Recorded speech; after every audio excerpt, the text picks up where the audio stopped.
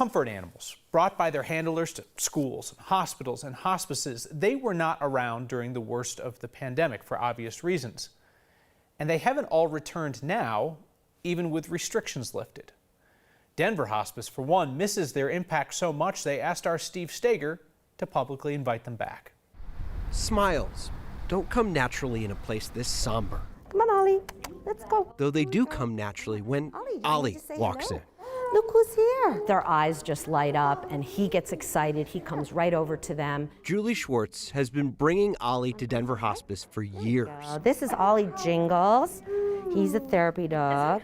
Providing a happy distraction for staff members who have a heavy job and comfort. I'm here with my therapy dog.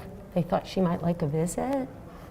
She's sleeping. Comfort to those nearing the end and the people around them. There have been times where he's actually taken me into a room. The hospice patient had passed just within minutes in the bed, and there was a woman sitting in the chair, and he went right over to her. Difficult work, important work. And we've had a daughter say, "Dad, there's a dog in the room. Do you wanna pet the dog?" And their hand will slowly open, and we hadn't seen anything in days. Kristen Coleman is the volunteer coordinator for Denver Hospice. In general, our volunteer program took a little bit of a dip during the pandemic.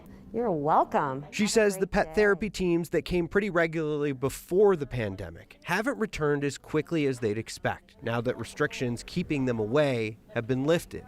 Some volunteers are older and naturally still concerned about COVID.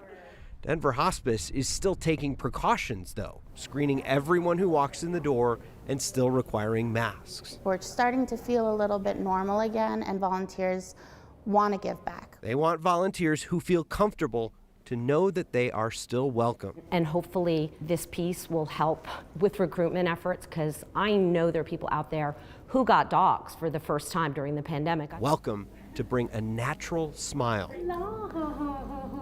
back into this somber place. If you're an animal lover your whole life, that doesn't stop just because you're nearing the end. If you want to volunteer to bring your therapy pet to Denver Hospice, they need to have a certification or at least intend to be certified. One program that helps provide therapy certification for animals, the nonprofit Denver Pet Partners. They told me that they saw the same issue. A lot of their volunteers were older and worried about venturing out during COVID.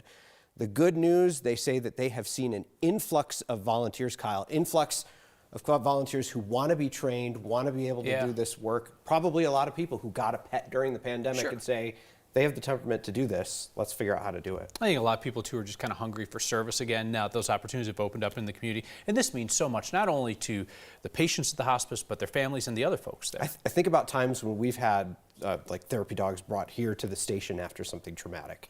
It helps everyone in the building. It helps the staff at the hospice who have a tremendously difficult job. They say they jump at this opportunity. They love it. Just that moment of being able to pet something.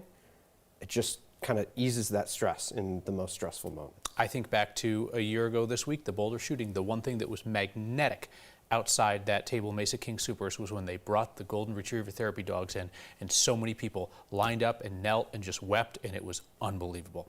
All right, Steve, thank you.